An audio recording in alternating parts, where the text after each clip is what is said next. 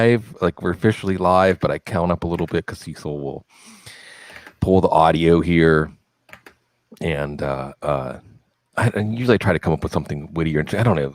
I didn't watch the Golden Globes. I don't have like a snappy Golden Globes take or whatever's on. So I'll forgive you. It's okay. Yeah. Did you watch the Golden Globes, or were you aware of them? I did not know the Golden Globes happened, so I guess I'm in the same exactly. boat. See, we're in the same boat. We're in the same boat. We should do like some sort of fantasy Golden Globes, but instead we will do a couch here in 3, 2, 1. Who is the most underrated receiver from the 2020 class, the illustrious class? That and more on the couch. Very happy to be joined by Troy King. Troy, who's the most underrated receiver in that wonderful rookie class from 2020? There's only one logical choice. No, there's a lot of choices. But my personal choice, it has to be Gabriel Davis from the wide receiver, Buffalo Bills. And I'm going to explain why, all right? So you would think somebody who only had about like 600 yards, 7 touchdowns, played with Buffalo Bills, he's like the third wide receiver. I know it might be a little bit shocking that me to pick them, but maybe I'm a homer. He is a UCF alumni, and so am I. I'm from a UCF Knight alum. But let's think about some of the things that relate to that. So he's 6'3". He's one of the biggest receivers, if not the biggest receiver on the team, as well as with John Brown and Cole Beasley. They're old men. They're old men, and also John Brown, I don't know what they're going to do with him. They could cut him, and it'll only cost like $1 million in dead cap. And Cole Beasley next year, I believe, after this season, it's the same thing, like about $1 million. So they can move on from them fairly easily. And Gabe showed enough with John Brown's injury where I believe that he could be a vital, sleeper going into the 2021 season and a cheap ass in the dynasty.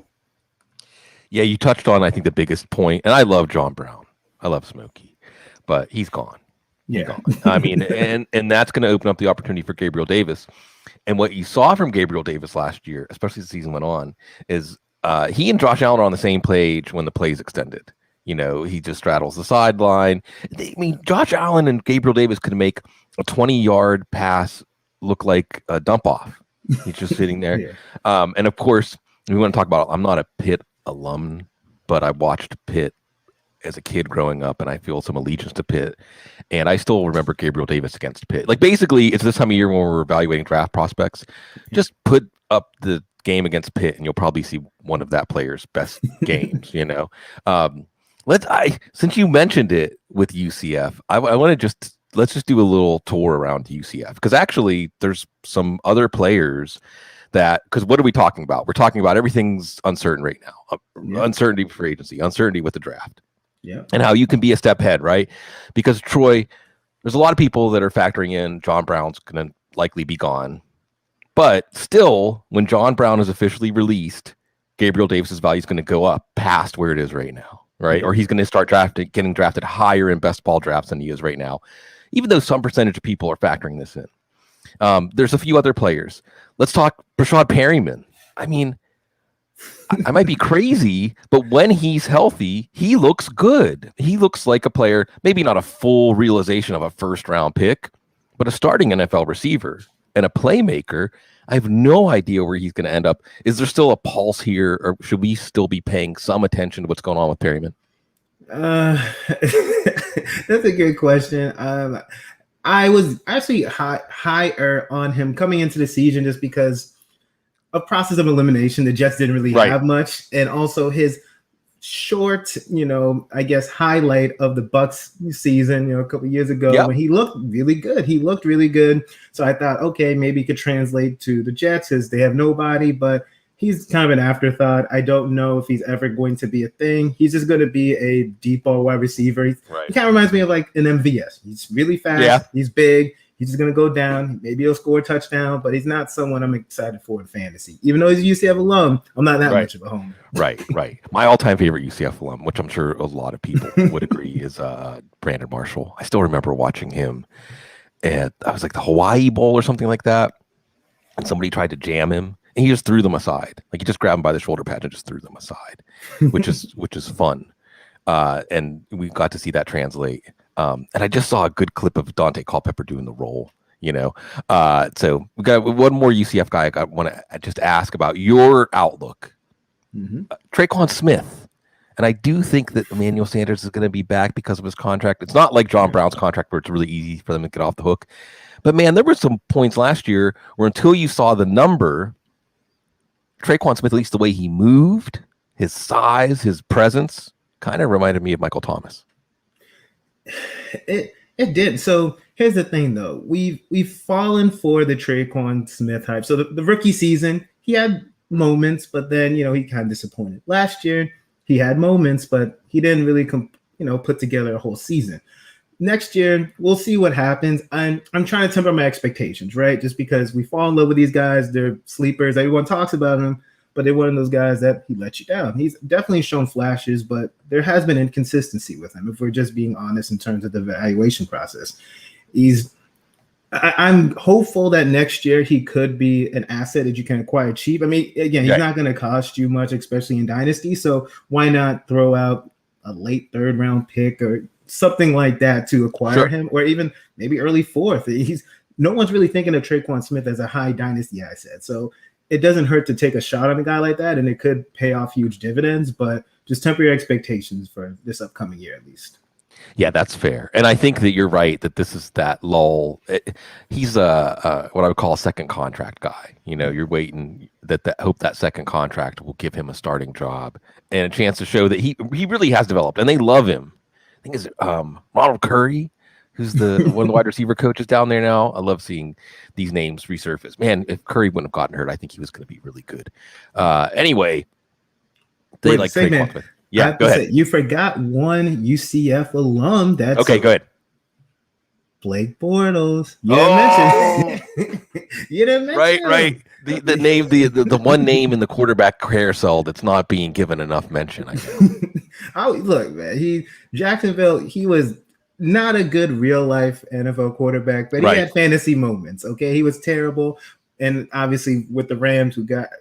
I think he's with the Rams. Is he with the Rams or is with Broncos? I'm forgetting where he even. He was with the Rams, I think, to put some pressure on Jared Goff. Yeah, and we'll see after this. Yeah, but no, because you were naming out all the real players, I had to throw him out there. Oh yeah, no, this is fun. Like really, what this really makes me think of, Troy, is doing like an off season, because it's off season, so we can stretch out. Exactly. Doing an off season series where we get different people from the fantasy community to rep their favorite program, whether they're an alum or not, and just go down memory lane, talk about some of our favorite players, because we will remember Blake Bortles, and there's something said for being memorable, even if you weren't good, because there's plenty of players who weren't good that we'll never remember, but we will remember Blake Bortles. Okay, well let's stay in. And by the way, folks, Troy King, if you don't know him, you probably do. T King Mode. I love it. Tell me what. By the way, what's the story behind your handle with Mode? You know what's funny? You are the first person to actually ask me this, and I'm very surprised. I've been on a lot of guest spots, and no one's asked me how I thought of this. Okay, so I'm excited to talk about it. So thank you. This is a surprise. So I thought T King Mode because I wanted a handle that wasn't just my name, but I wanted a handle that kind of represented me.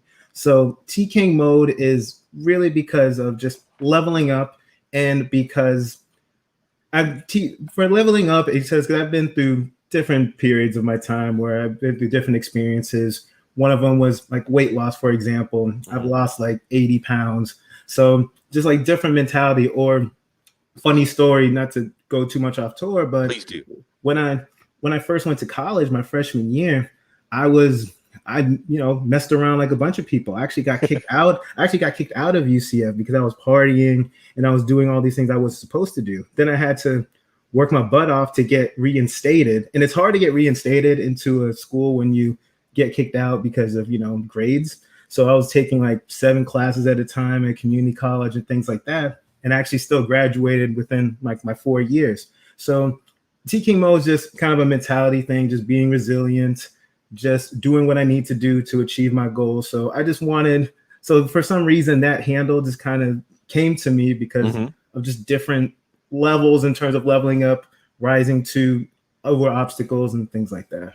That's fantastic. I need that inspiration. I need the I like my football 15 became like football 40 under COVID. So I need the weight loss tips. And yeah, I could tell some stories about law school. There was one moment I went to one of the dean's office in law school. I really thought they were going to tell me that I was maybe not expelled, but it was going to be a lot harder. So totally love the idea of you manifest, right? You manifest your intentions, and yeah, power, the power of a king. And I mean, down here in New Orleans, we've got lots and lots and lots of kings for lots and lots and lots of reasons. We're all kings. Absolutely. King for a day, but king for more than a day. So, of course, and by the way, folks, part of the reason we were doing a tour here, Dave Kluge, who had some nice things to say about you, Troy, was on Friday. Yeah, I mean, how can we not love the new football guy staffers? Troy King, another Troy. But let's go back to football because once we get off the rails, which I usually wait for the end, we'll probably never come back. Let's stay down in Florida, okay, and talk about the Dolphins because, well, there's just a lot of. It's funny. I would say that maybe 2 months ago, as the Dolphins were hurtling towards having a top 5 pick as the Texan season was going under, there were some whispers, some murmurs that, well, hey, if they've got the number 3 pick and they're not sold, Josh Rosen, right? Former Dolphin.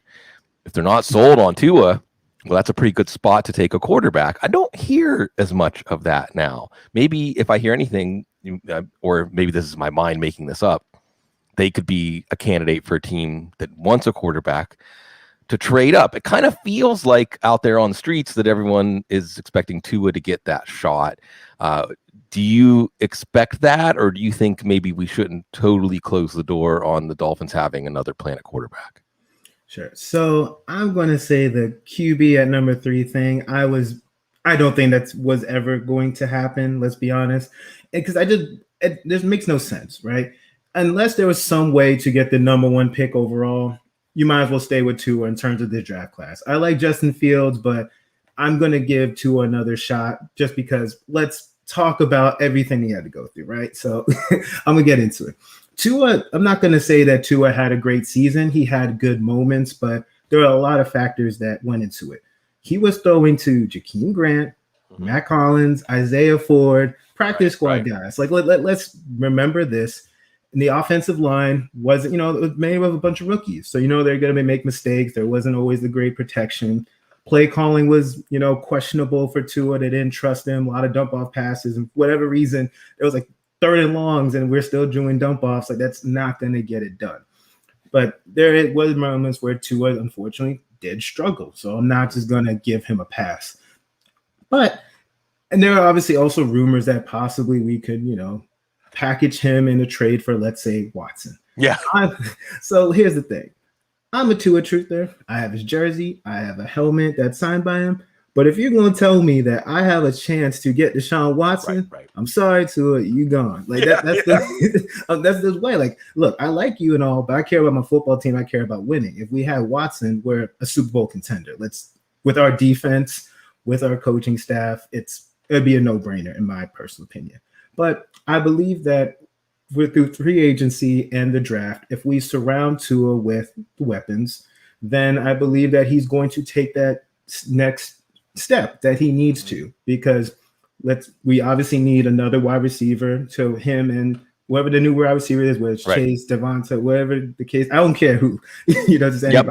And we've obviously, there have been rumors about Allen Robinson, Juju. We just need somebody else that's not a practice squad guy for him to throw to. I think that's reasonable. And the running back, we probably get into that. But I believe that right now what's going to happen is they're just going to surround Tua. They're going to give him another chance this season. Let's see how he does. If he mightily struggles again, then I believe that you should move on from him possibly in the following season, just because we have a team that's could win now. And I didn't expect anything from him. I didn't expect anything from the Dolphins. I thought we were going to be like a 5-6 win team. I didn't even know we were going to be talking about them being a playoff possible contender. So I was pleasantly surprised. I think he did okay, but we obviously have a lot of work to do. Yeah, it's interesting how there's a lot. The word that Troy that's in my head as you're going over the state of the Dolphins, particularly the quarterback, is expectations, right? Because going into the year, the expectations were, let's just make another step forward. And by the end of the year, the expectations were, well, should have made the playoffs, but didn't.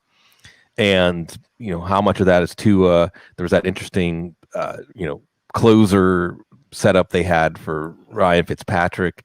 But it made the expectations go higher. And the other thing is, because of the way that Joe Burrow played to an extent, but really Justin Herbert, who had an all-time rookie season. I mean, I've been fond of saying when quarterbacks go 1 and 2, they're tied together. I don't know that Tua and Herbert are tied together because they went right next to each other at 5 and 6, but I know that the reports were pretty continuous that the Dolphins weren't really clearly sold on one or the other. They actually probably would have been fine. I think this is why they didn't trade up, right? This is why they didn't aggressively try to trade up to 3 or to 4 to get one of the quarterback they wanted, because they would have been happy with either one. So that raises expectations for Tua. But I love that you hit this idea of let's just be patient. Okay. Austin Jackson, Robert Hunt, these rookies on the offensive line that look like they're going to be pretty good, but they were rookies. Devontae Parker on and off the field. Preston Williams hurt during his breakout game again. Seriously, the football gods can be really, really cruel. So let's see. But you hit on something I think that's also a truism that people need to take into account when they're projecting the Dolphins. They are going to take a wide receiver in the first round. I don't know exactly where. It kind of makes sense to trade down. If they really have their eyes on Chase or Smith or whoever, like you said, Waddle, whatever, it makes sense for them to trade down. And compiled even more trade capital for the future. Maybe, like you said, if next year's the year they need a quarterback, then they've got some extra capital in their back pocket for 2022 to move up. Running back, is it a foregone conclusion that they're going to draft or sign a running back? Aaron Jones, you buying it? Aaron Jones, Dolphins, keep hearing this. I've been hearing this for quite some time, and I am an Aaron Jones truther. Here's the thing. For my team, if it's just purely, do I want Aaron Jones on the Dolphins? Absolutely. Right. He is that talented. He's that good. He's going to help. Gaskins, obviously, he did his thing last year. He was a surprise. Nobody expected it. But I believe that Aaron Jones, one, is a far superior running back, and I believe they could complement each other. But I'm surprised by these talks, right? Because Brian Flores, it's not a secret that he came from the Patriots system. And there's a lot of similarities between how the Patriots do things versus how the new look Dolphins are doing things. So I was surprised that they're even talking about paying a running back that much money.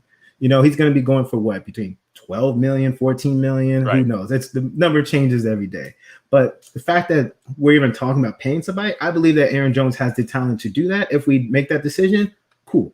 But I honestly would, but I thought they would focus on maybe the draft, maybe whether it's we have the 18 pick, so right. We could either trade back or whatever the case may be. There's Najee Harris, there's ETN. I've heard a couple different names. I think Najee would make more sense to complement Gaskins, but that's my personal opinion. So we'll see. And some people, I've heard a lot of takes about, we should just ride with Gaskins. I'm like, look, Gaskins, I don't think that's a solid long-term strategy. Gaskins was great. Obviously he was explosive, catching the ball. He did all the things he needed to do. The only knock that you could say on him is that he wasn't that efficient of a goal line bat just because he's a little bit smaller, but he had a great season. I'm a little salty though, because when I first started writing last year, my first article in August was about Jordan Howard, thunder and lightning between Jordan Howard and Matt Breida. That was my first article ever. And obviously we already know how that panned out. So yeah. Yeah, the Chris Greer, Flores, the takeaway should be that really the minor draft pick and money they spent on Jordan Howard was wasted. And if you're going to go big. I mean, that's why I think if we're not talking about a first round running back and we're not talking about Aaron Jones, maybe Chris Carson, I guess that'd be the other big get. Then maybe it is Gaskin. I mean, maybe that's not a terrible. I mean, as it was last year, no one would have projected Gaskin as the starter in April. Everybody had them taking running back. They had so many picks. Of course, they were going to take one of these running backs. Swift. Right. I mean, they had plenty of shots to take running backs, and they didn't. So we'll see. Gaskin, of course, also sticks in the mind of fantasy players because he helped a lot of people win titles in week 16. If you had either the necessity, isn't that like fantasy football? Well, I guess I have to start Myles Gaskin coming off an injury. Oh, he won the championship for me, or in my case, beat me. Hey, Ray Summerlin. So we'll see. Lots of transition, lots of questions, quite not just for Miami, but really just about anywhere. I guess if I just throw it totally open ended and say like some other situation, some other player, some other news item. By the way, you mentioned Deshaun Watson. Deshaun Watson's going to be like when they're picking a new pope, and they wait to see like when the smoke comes out of the chimney to signify. Like that's basically the entire football world as we watch this Deshaun Watson situation. Like the classic where the reporters out there like, today we can report that nothing has changed. But that's still news because, as you said, if you have a chance to get a Deshaun Watson, you basically move heaven and earth to get a Deshaun Watson. Heaven and earth, maybe, or at least heaven, more the domain of the Texans right now, or at least mentally. But the latest thing on that I want to toss out there to folks, it's a John McClain. And if you don't know the beat writer terrain out there, folks, there's some. It's so funny. I was quoting Bob McGinn. The Packers, been covering the Packers for covered the Packers for 37 years. And I love Bob McGinn's work, and I've always enjoyed Bob McGinn's work. So if somehow Bob McGinn is listening, or this gets back to Bob McGinn, this is not my take, Bob. Instead, he's in some people were telling me he's in grumpy old man mode now because he didn't seem too impressed with A.J. Dillon. We're all with Aaron Jones, right? Everything is connected up to everything. Like basically, Troy, everything we'll talk about football-wise during this time will be connected up to something else we've already talked about. But that's good to me. That's what we love about it, right? Because it's always the ripple effects. We're always thinking about, well, if that happened, then what does that mean about this? And they said, because McGinn was not impressed with A.J. Dillon and said they are going to need to bring back at least one of Jones and Jamal Williams. And Jamal Williams is probably more reasonable. Actually, Jamal Williams. More reasonable. Yeah, and it's going to actually Jamal Williams and A.J. Dillon kind of makes sense as a running back combo when I think about it. Anyway, I don't know that John McClain is in grumpy old man mode where we'd say, some of my favorite beat writers were grumpy old men. I'm kind of becoming a grumpy old man. You're not old. You're only as old as you feel, but then is that a bad thing or a good thing? Look, John McClain, who famously said on January 7th, I have a better chance of becoming the head coach of the Texans than Deshaun Watson has of getting traded, over the weekend released an article titled, "It's time for the Texans to explore or hear the trade offers." Now, some have said that means because McClain, this is kind of a dirty secret, right? And I don't want to say this specifically about John McClain because John McClain is like venerable, Sometimes beat writers are mouthpieces for the team. Sometimes, or sometimes you can say, if this beat writer is saying this about a rumor, then that's what the team wants us to hear. Things change, right? I mean, as I'm illustrating, things change. But some say that McClain is saying it's time for the Texans to listen to offers could mean that the team is ready to listen to offers. And the team is preparing the fan base for the idea that, yes, although I think the fan base is actually pretty intelligent and they're prepared. I think the fan base is pretty prepared at this point because there's also been a negative public campaign against Watson now, which also could be to prepare. I don't want to say to prepare the fan base, but to make them feel better about it, right? If they make some part of the fan base think he's greedy and he signed a contract and he just wants say over things that players shouldn't have say over, then it's like, yeah, good riddance to him when he gets traded. When really anybody who knows would say it's the saddest day in the Texans' history when they trade Deshaun Watson. And then some said maybe the way to read McClain's article is that he's just getting as tired of this as everybody else. And he's more expressing his personal views. So that's the latest. This is the report of nothing has really happened, but maybe something will happen. And it is exciting here in the offseason. But I just went on for a long time, Troy, to again lead in and say there's a bunch of stuff that's a question mark right now. All kinds of question marks. Any question marks that you find yourself thinking about as you're falling asleep or running the scenarios through your head, or you think there's a way that you can take advantage of it. What's something that's got your interest right now? I would say in terms of question marks, Allen Robinson is a Right? huge question mark. I feel I like asked Dave about it when I said they're going to franchise him in Chicago, right? He was like, that's what I'm. That's the smart move. If I'm the right? Bears, I'm not letting him go. I'm not going to try to. In trading him, it makes sense if he's disgruntled. Robinson, kind of like a lot of players nowadays, with the cryptic tweets, you don't know if he's happy, you don't know if he's not happy. Most likely they're going to tag him, which makes sense. The QB situation, obviously, I'm very curious how that's going to play out. Right. Another Jameis Winston. I know Dave actually mentioned this on your show. The whole David Jameis, if he's going to be moving. Besides that, where Juju's landing spot is, Chris Godwin actually going to be staying with the Bucs? I have a lot of question marks. There's a lot of things that are staying in my head every day. So I mean, it is the whole anomaly of free agency, just because there's so many things that we don't know. And just like everyone keeps talking about, there could be so many QB changes that will be happening this offseason, and which could be a trickle-down effect for the entire league. So there's so many things that I guess keep me up at night. Yeah. Well, that's the whole, what I think part of what has made our whole podcast world, fantasy football world, football, Twitter, all of it, because we're all connected, like if we're not sitting at the same table, we can lean over and talk to the people at the other table, and they lean over and they talk to us, it is a 365 day a year news cycle in a way that no other sport is even remotely close. And I always like to say, Troy, that we're always in a season. Cecil like to call it the non-playing season. The power ranking is changing in the NFL. It's just that the combatants are the front offices, the scouts, the teams. Nothing is ever at rest in the NFL. Some of the things you mentioned, and like you said, touched on this stuff with Dave on Friday. Jameis Winston, and I do think that I would put the percentage chance very high that Winston starts week 1. They'll say there's a competition between he and Taysom Hill, but I think that's the plan. Allen Robinson, I think the percentage chance, like you said, it's smart. It's smart to franchise him. And I think Ryan Pace understands that even if it's to franchise him, just to trade him, that they can probably get some interest, because Chris Godwin's going to get either signed or tagged. Chris Godwin's not going anywhere. Chris Godwin's a good candidate.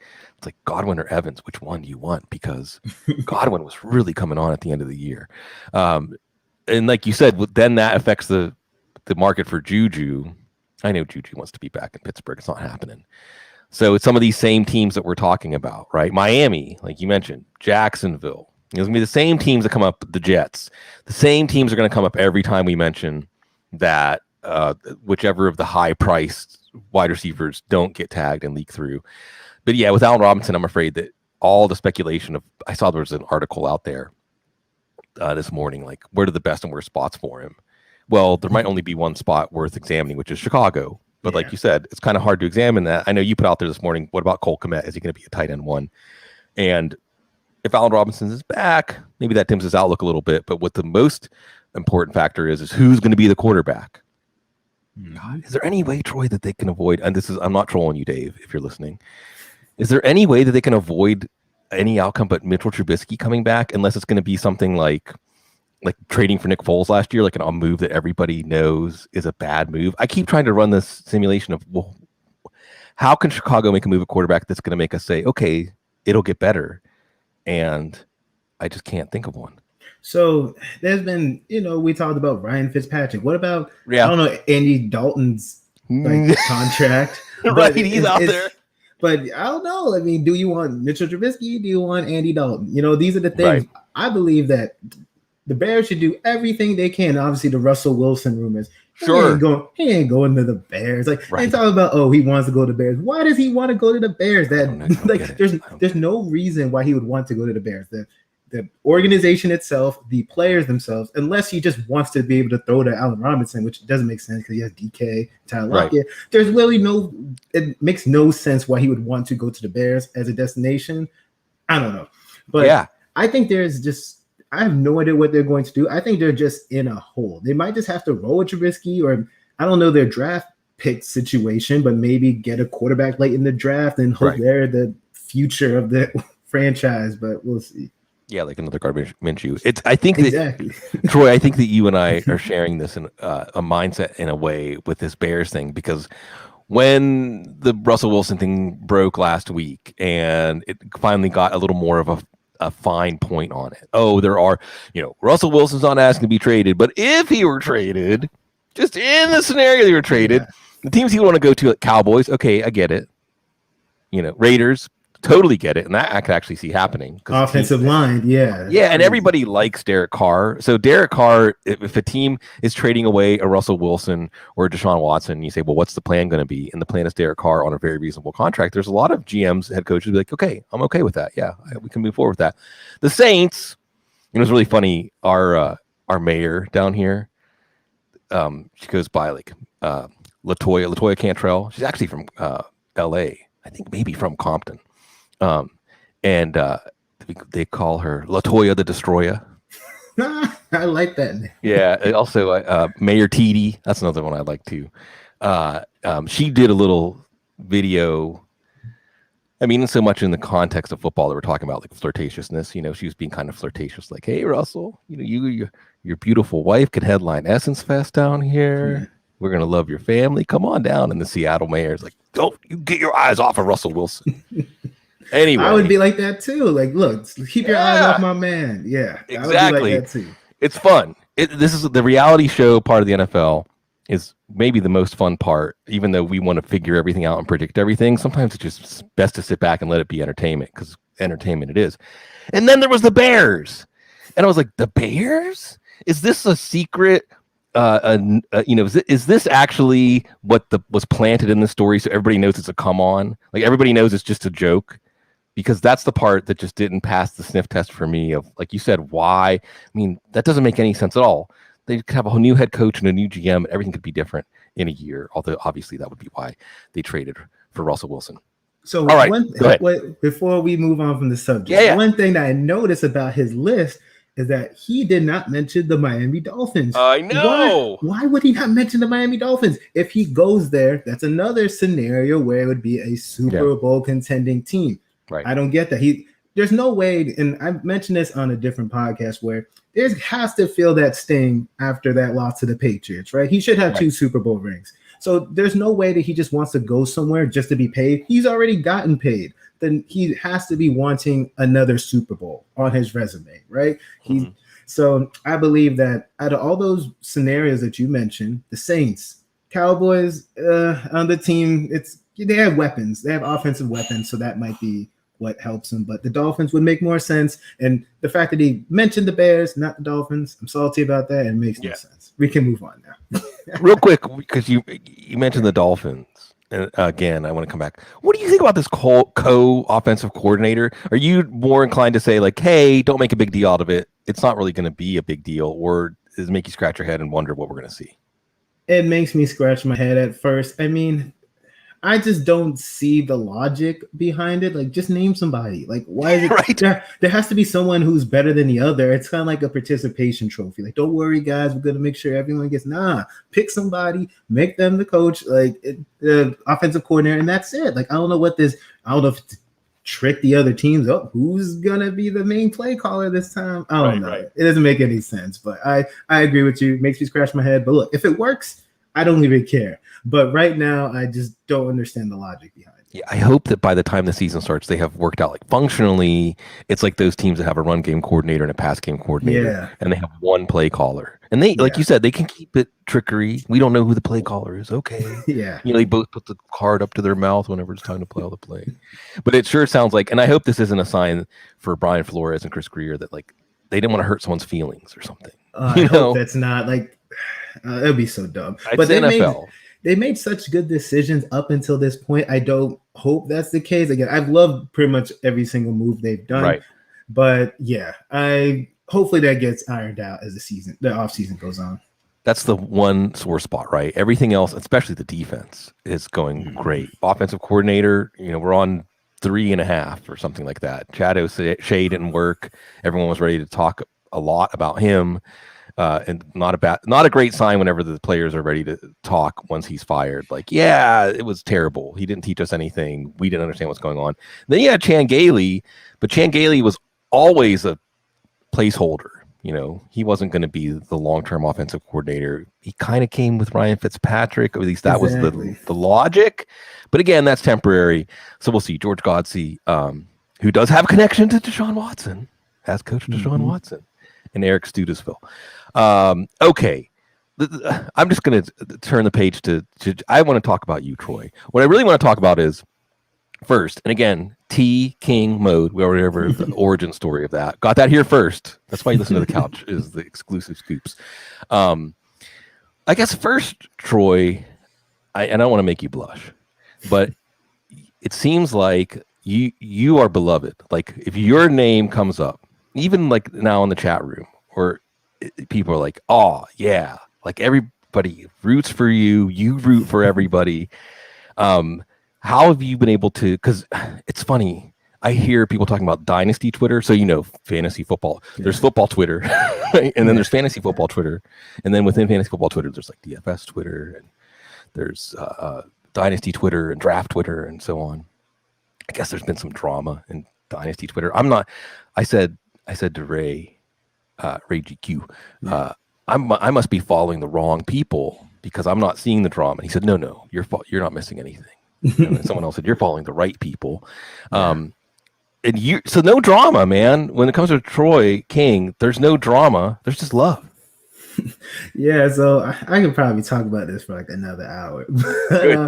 It's funny. I appreciate you mentioning the chat. I haven't looked at the chat because I'm not trying to get distracted. And I appreciate everybody's support. But so where do I begin? So I'm very new when it comes to just writing and podcasting. So as I mentioned, I started in August of 2020.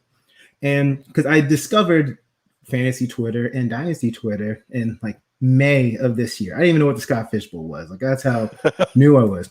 And I have never planned on even being part of the community, but Tyler from DHH, I was tweeting and I was interacting with people. And again, I was very small and he asked me to be a writer. And I didn't have the self-confidence. I didn't expect myself to be that. But then my wife's like, oh, I think you would be really, really good at it. And I'm like, all right, let me give it a shot.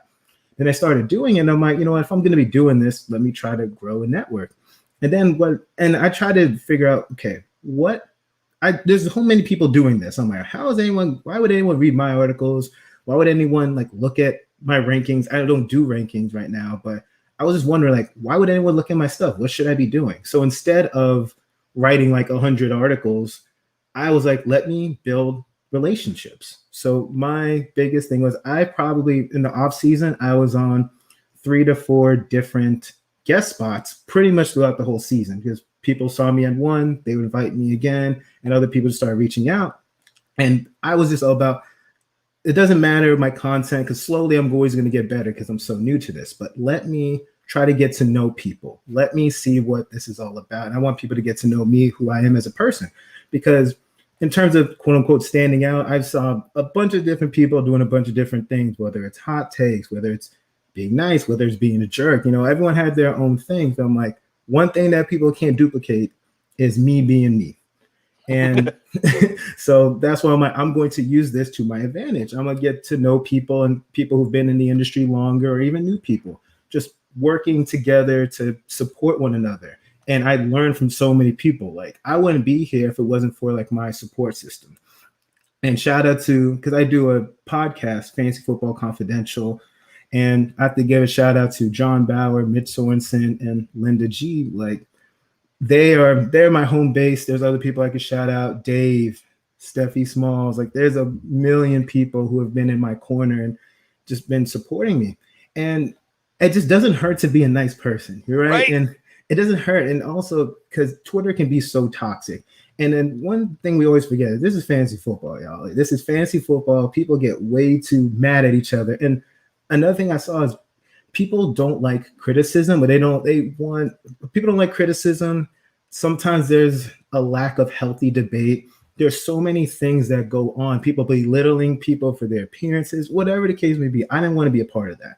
So I want to be somebody who wants to help. I want to help. I want to show people who I am as just being a kind person. And at first, there's probably a very, very small percentage of people who probably wonder, is he being real? Is this a act? Is this a front? Because who is this nice?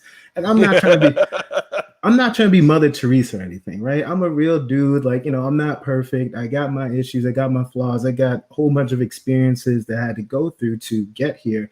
But I'm not alone. It's not just me. It's the people who I interact with and I support. And that's another reason why I'm always going to retweet things. People are going to retweet my stuff. And I just try to build a strong reputation just so people would want to support me. Even if my goals never be to the best writer, the best podcaster. That's never been my goal. It's to be the best person that I can be and improve every single day, as well as helping others achieve their goals as well. And I've risen very quickly from everybody's support, and I'm going to continue to just try and improve every day. Yeah, man. That's just, I almost, just give like 5 seconds of silence for all that to sink in, because nice guys don't always finish last, right? That's the thing.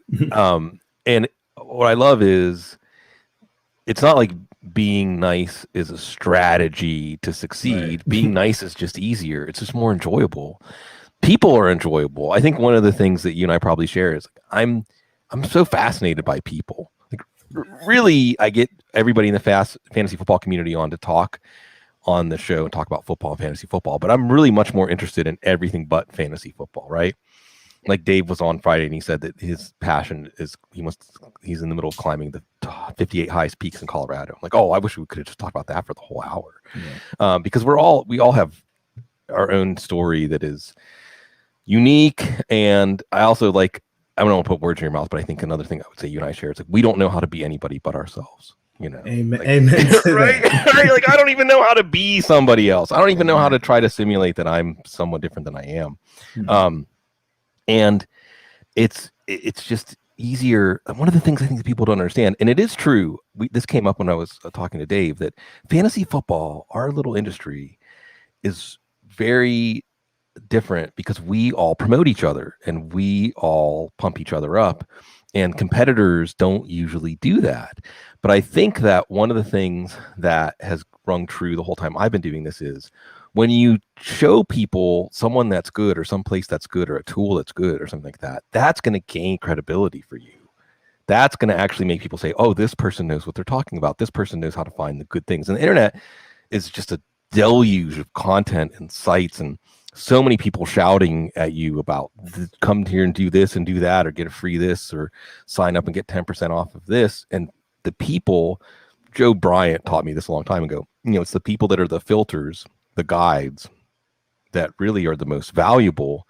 And you become a guide very quickly, I think, just because your positive energy is like magnetism for other people's positive energy, right? There was I can't remember who said it. I can never remember. I always want to give people credit. There's something I saw zoom by on the Twitter timeline this morning. It was like, if you're your authentic self, it may take longer to be successful, but you will gather around your kind of people, your tribe, your community as you go. And like you said, it's the relationships that are fun anyway. So that's a testament, man. I love your story, that because I think you get a lot of people like, how do I get my start? How do I get ahead? What advice do you have? It's so great to be able to say, be nice, be a nice person to be around, like find your own voice, create content that people are going to find interesting, but most of all, just be an enjoyable person to be around. And I can tell you mentioned FF Confidential. I also wanted to give a shout out for FF Intervention, right? Oh, yeah. This is like another syndicate, a group of people. Join our circle _ is the tag, your handle on Twitter for fantasy intervention, putting a different twist on fantasy football. And as soon as you say that, I'm already interested. Yes. So shout out to Chase Vernon from Fantasy Football Intervention. And Chase and I, we've been friends since we were writing in our DHH days. And the site, Tyler and them, they're great, but they stopped doing the site and they're only doing the podcast. So what he did was, okay, he wanted to create a group or a site for people who couldn't write anymore on the DHH site. So he brought all these amazing minds together. He's just giving people a home, just a site just to help promote people and for inclusion. So I got to give a big shout out to him. And I've met so many people through that site, and just kind of like what you've been saying, just promoting other people, positive energy. That's really what it boils down to, just to support. And it doesn't matter if you're a veteran, it doesn't matter if you're new. And that's one of the reasons why I just wanted to be affiliated with them, just because of the message. I just want to make sure I'm surrounding myself and associated with like-minded people, authentic people who want to help promote others. And that's really what it boils down to. Regardless if you like my content, whatever you don't like my content, I'm going to be me no matter what. Because just like you keep saying, being your authentic self, surrounding yourself with other people who work hard. And I just want to mention, being nice isn't going to be the only strategy you have. Like if you don't have quality content, it doesn't matter how nice you are. It doesn't matter if you are a jerk. It doesn't matter about any of the other stuff. You have to have something that people enjoy listening to or reading.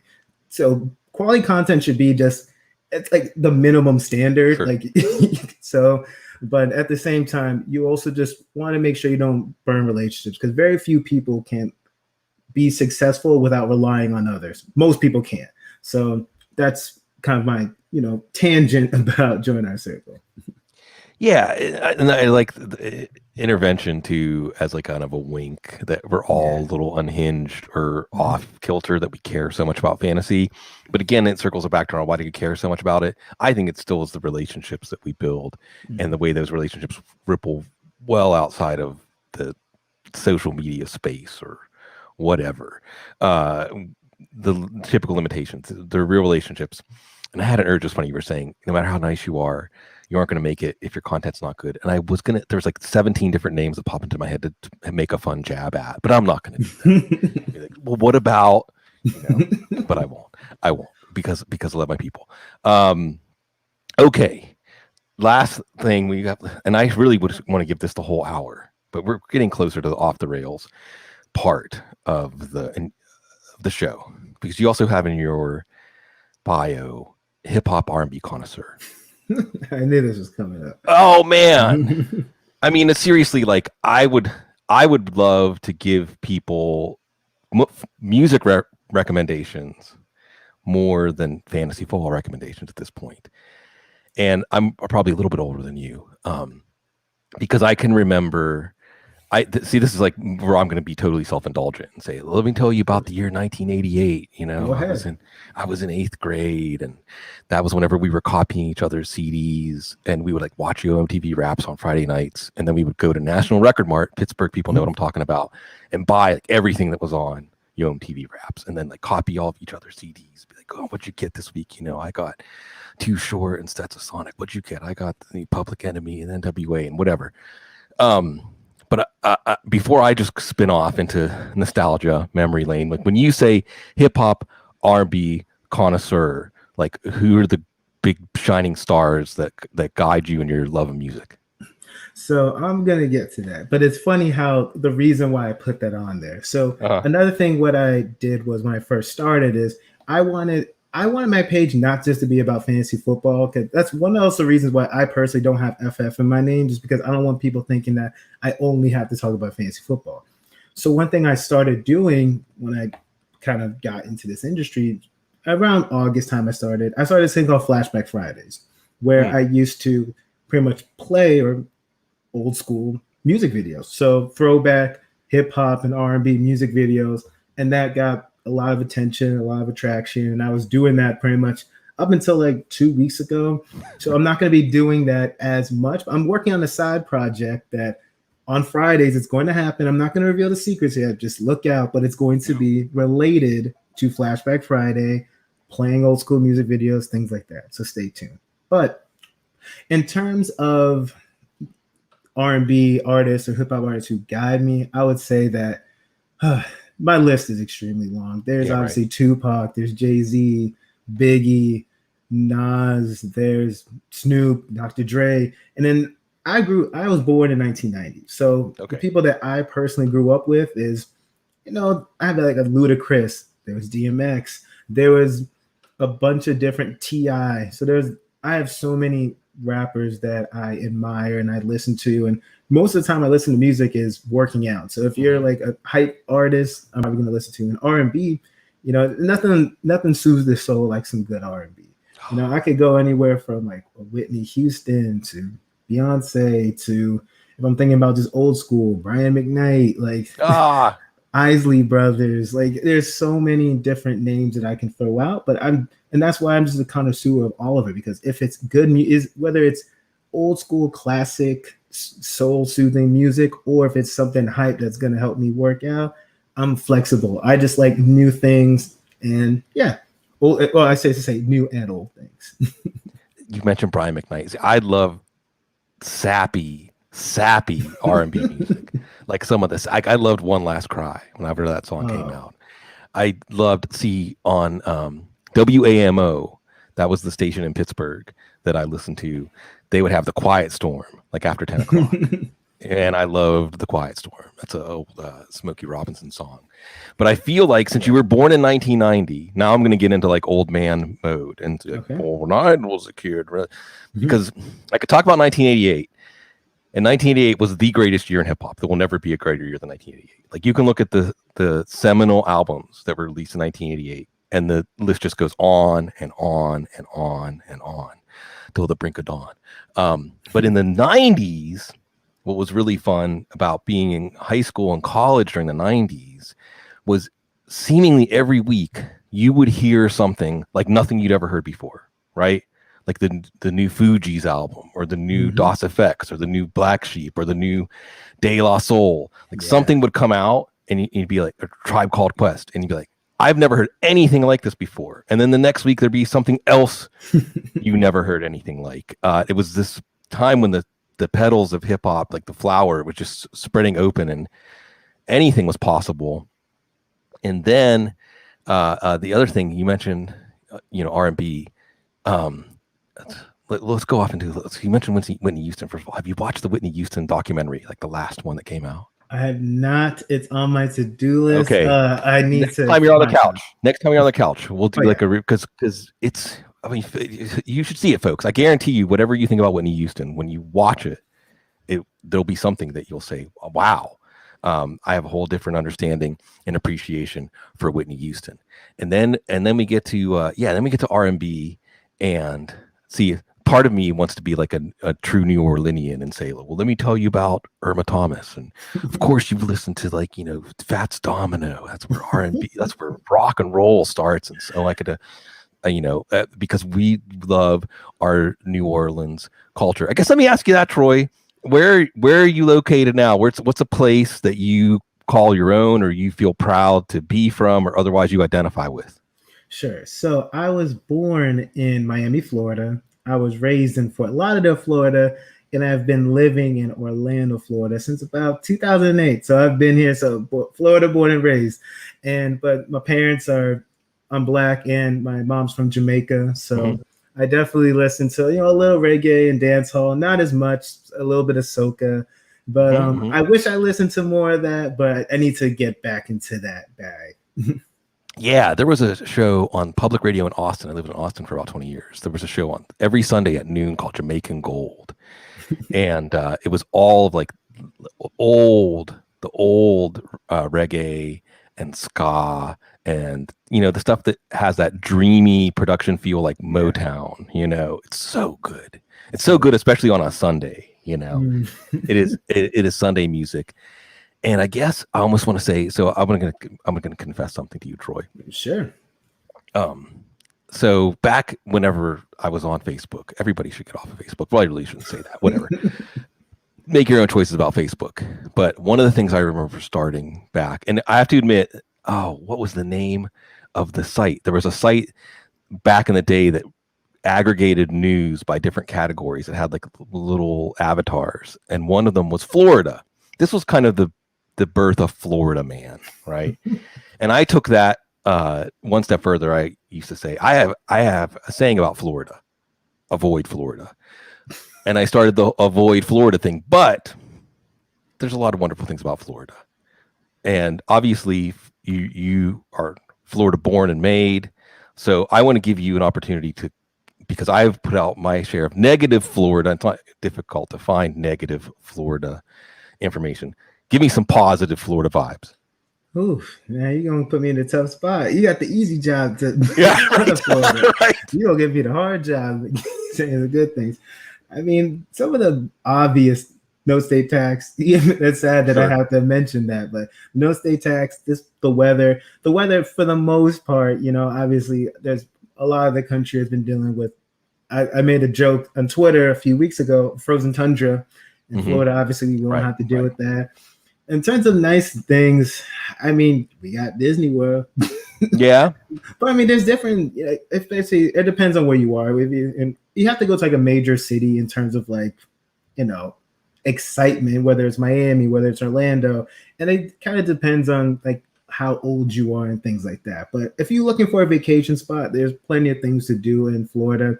I'm kind of just used to it. My wife, she's actually from New Hampshire. She's always making fun of Florida all the time. A little different. Every single day, I pretty much have to hear something negative about Florida. So I'm used to it. So now I'm having difficult time selling it. Look, if you want to escape the snow, come to Florida. That's probably my biggest selling point. Yeah, well, and something else you already touched on, I got to say, because, in New Orleans, what's one of the things? Like, let's have lunch and talk about dinner, Yeah. Like, we love eating. And, you mentioned, like, having Jamaican roots. And especially, I think, in Miami, like, you want to get Haitian food or Cuban food. Yeah. So that, and everybody should take one walk down South Beach. Just one, just to soak it in. There's only one South Beach. And even for the Art Deco buildings and some of the other things, and architecturally, but also Miami. Well, Miami's one of those cities that belongs to the world. It belongs to the world circulatory system. It's part of the Caribbean, like New Orleans. It's part of South America, even Miami is. And let's hope, like New Orleans, is what what's funny about this, Troy, is like Miami, New Orleans, and Houston probably are the three cities, and New York to an extent, that are going to be the first to go because of the rising ocean. I heard about it. So gotta love it. And Miami, like, I think what they're going to probably end up doing, Troy, is like sell the people on some $50 billion seawall that doesn't even matter because the water comes up through the ground anyway. That's a whole other thing. See, this is the show I really want to get into. Well, Troy, this has been fantastic. And this is a good wake up, like Dave was on Friday. It was kind of our end of the week, happy hour, wind down. Now it's Monday and we're back at it. And you folks, you have the positive energy of Troy King, T King mode. And we'll look forward to his contributions to Football Guys, but also remember, join our circle, _ the fantasy intervention, FF Confidential. And it's great. I am happy, and I know a lot of other people are very happy that your energy is going to be part of what we do, because I think that there's a lot of things. FF _ confidential, by the way, on that one. And folks, there's going to be more news, or maybe in the case of Deshaun Watson, we'll be saying there's no news, but we're still watching for news. And franchise tags, it's March 1st, means it's the month of free agency. It's excitement, folks. It never lets us down as a fan of football or fan of fantasy football. And, people, you're wonderful. You deserve Troy. You deserve Troy's positive energy. And I certainly feel blessed that we get your positivity out there, folks, in the chat room. Listeners, everybody, thank you always. It's a pleasure to serve. It's an honor to serve.